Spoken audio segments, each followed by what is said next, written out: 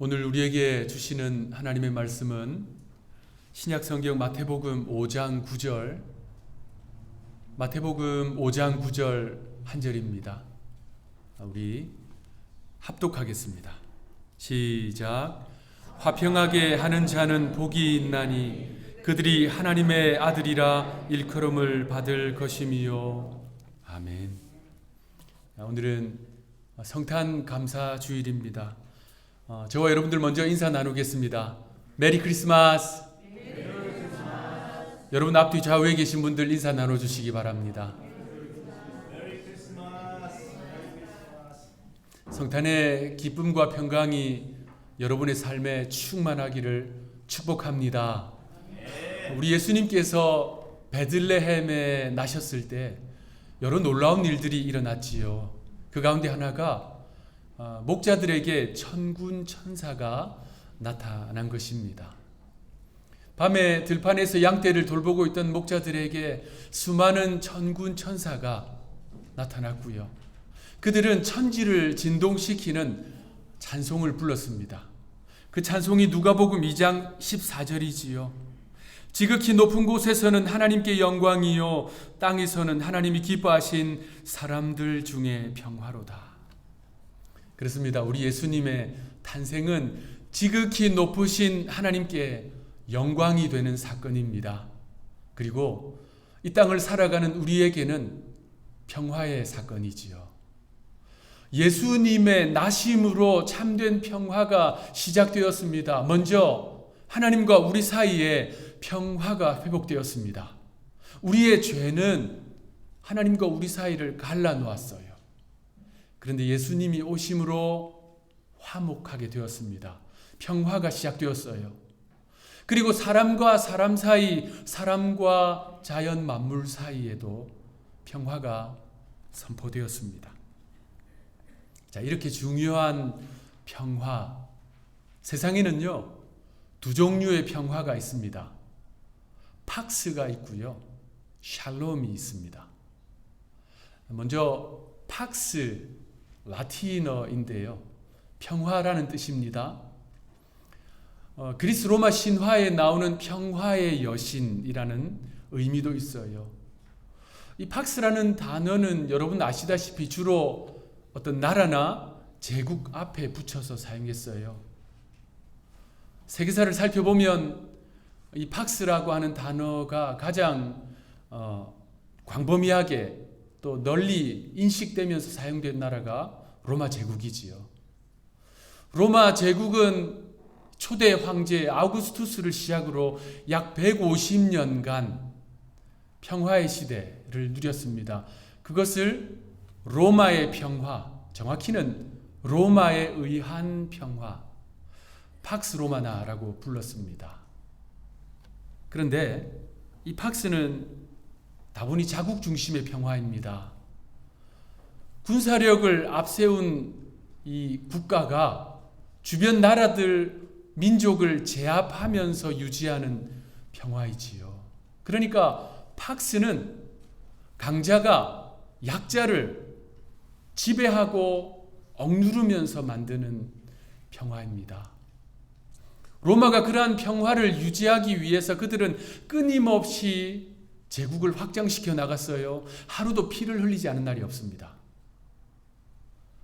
그래서 미국의 세계적인 평화운동가 요한 크리스토프 아놀드는 이 팍스의 평화를 이렇게 평가했습니다.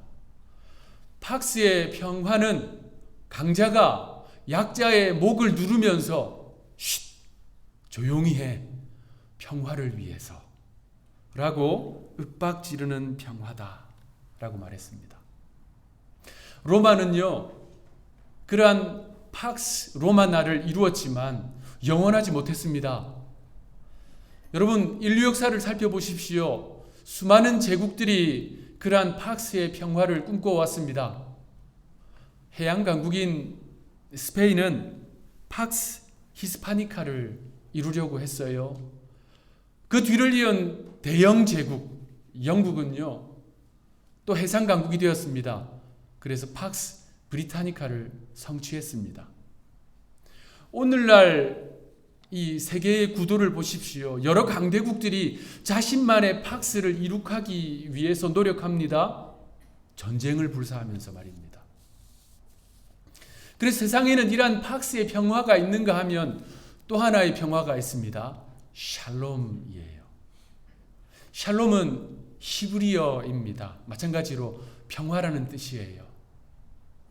팍스의 평화가 대제국 로마가 추구한 평화라면 샬롬의 평화는 그 제국의 통치하에 있는 작은 민족 이스라엘이 꿈꾸던 평화입니다.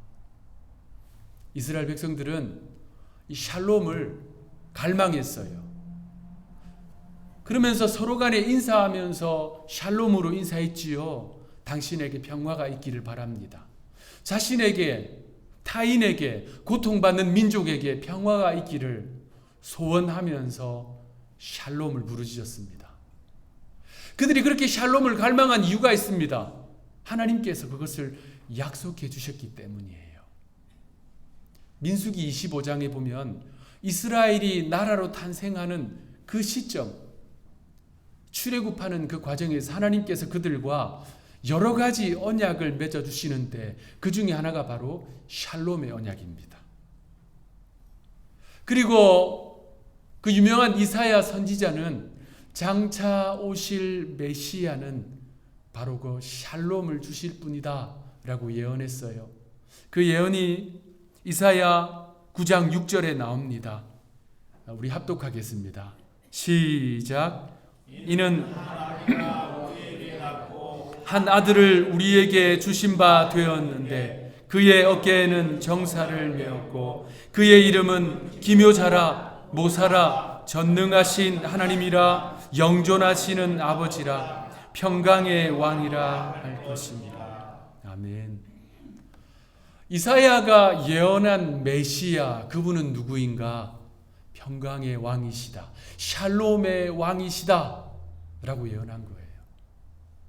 제가 앞서 인용한 들판에서 양을 지키고 있던 목자들에게 나타난 천사들, 천군 천사들의 찬송은 바로 그 예언이 성취되었다라는 것을 알리는 서막이었습니다.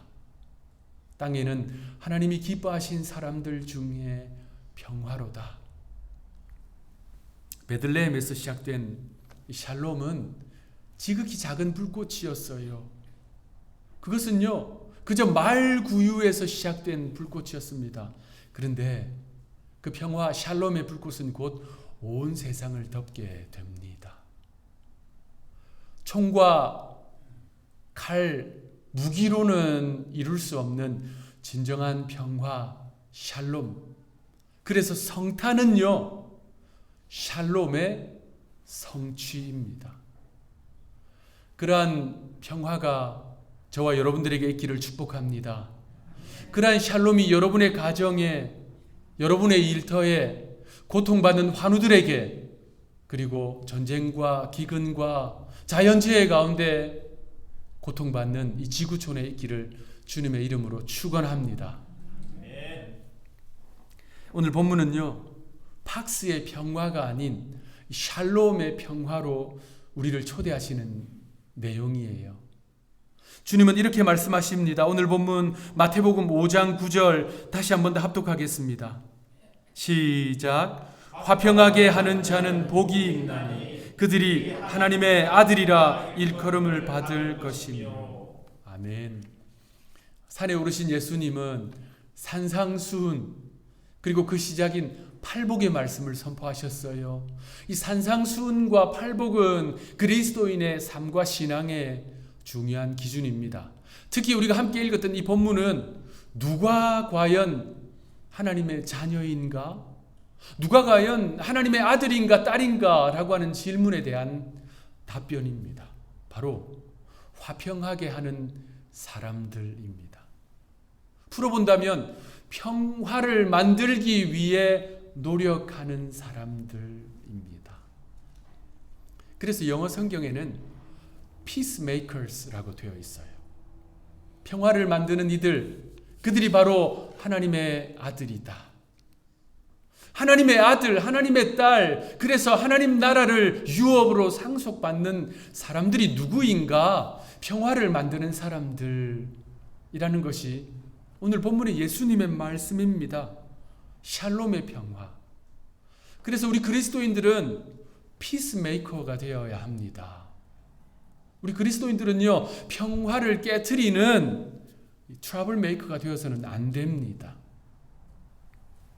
피스메이커들이 가진 일반적인 특징들이 있어요.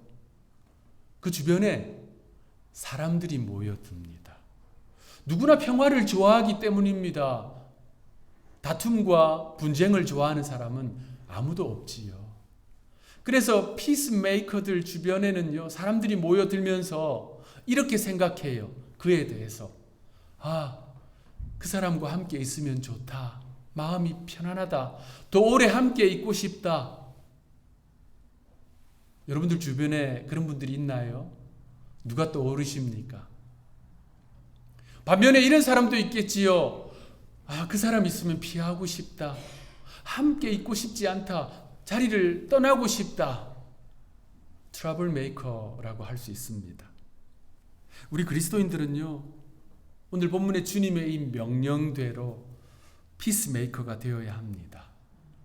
그런데 이 본문에서 말씀하는 피스메이커는요, 사람들과의 관계가 원만한 상태, 그것을 포함한 더 깊은 의미가 있습니다.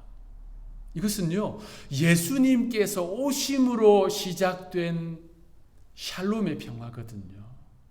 예수님으로 말미암아 깨어졌던 하나님과의 관계가 회복된 샬롬입니다. 예수님으로 말미암아 사람과 사람 사이, 부부의 사이가, 부모 자식 간의 관계가, 직장에서, 세상에서, 나라와 나라가, 그리고 사람과 자연 만물 사이에 깨어졌던 관계가 회복되는 샬롬의 평화입니다. 그래서 이 샬롬의 평화에는 늘 그 중심에 예수님이 계세요.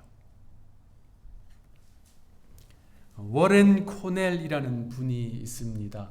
그리스도인이에요. 이분이 예배 자리에서 큰 은혜를 받습니다. 자신 안에 걱정과 근심과 두려움이 있었는데, 불안과 우울이 있었는데, 그 예배 자리에서 그것이 다 떠나가고 하늘로부터 임하는 평화가 마음에 가득한 거예요. 그 감동에, 그 기쁨에 자신이 지금 누리고 있는 이 은혜를 종이 한 장을 꺼내서 쓰기 시작했습니다. 그리고 예배를 마쳤어요. 그리고 이제 집으로 돌아가다가 그만 실수로 그 종이를 땅바닥에 떨어뜨리고 그냥 가버렸어요. 누구라도 그걸 주우면 휴지통에 버릴 수 있는 그런 상황이었습니다. 그런데 그 길을 걸어가다가 월리엄 쿠퍼라고 하는 분이 그 종이를 딱 주었어요.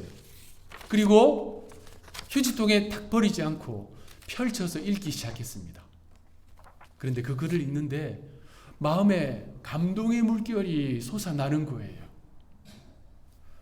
그 종이를 주워서 읽은 이 월리엄 쿠퍼는 공교롭게도 작곡가였습니다. 그래서 그 종이를 들고 바로 오르간 앞으로 갔어요. 그래서 즉석에서 연주하기 시작했습니다. 그래서 나온 찬송가가 412장 내 영혼의 그 기 깊은 데서입니다. 평화 평화로다. 어디에서부터 오나요? 하늘 위에서 내려오네. 그 사랑의 물결이 영원토록 내 영혼을 덮으소서.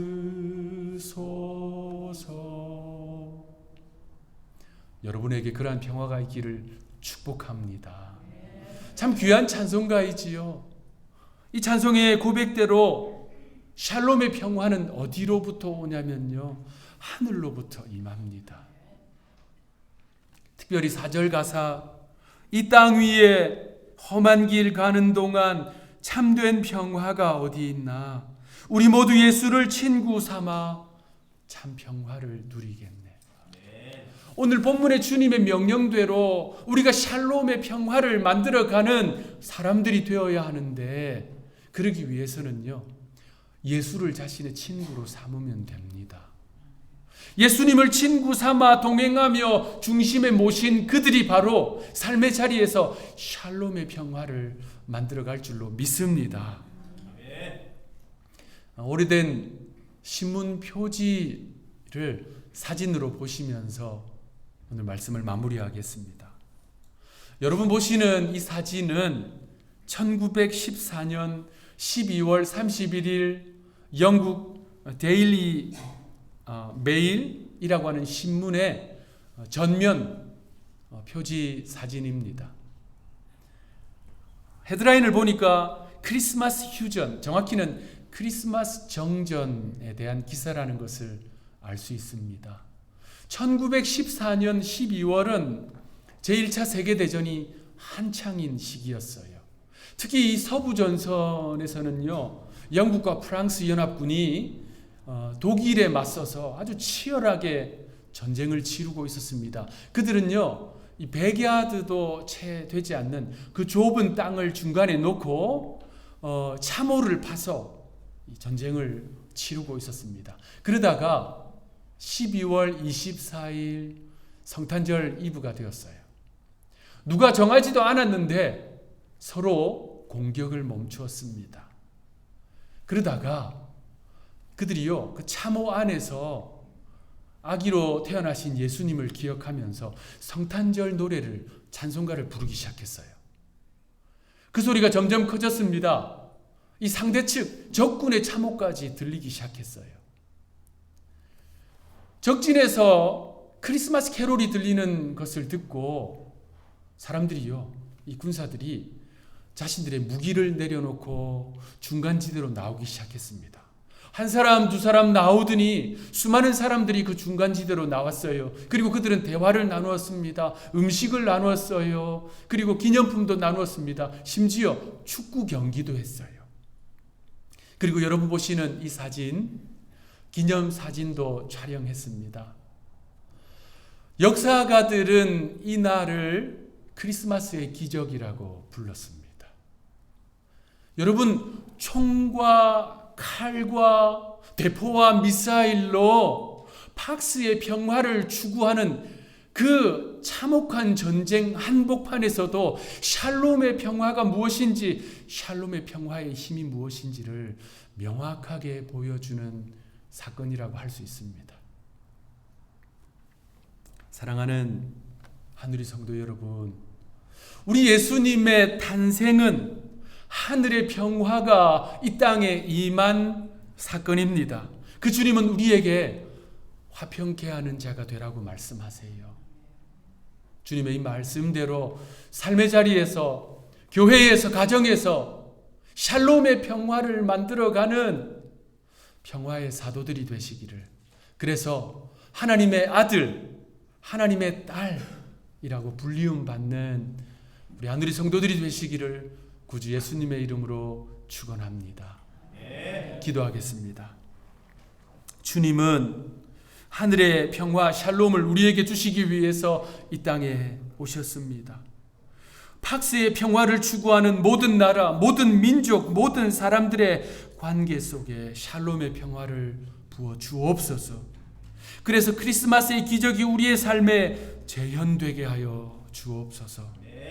이 땅에 우리를 위해 오신 구주 예수님의 이름으로 기도하옵나이다.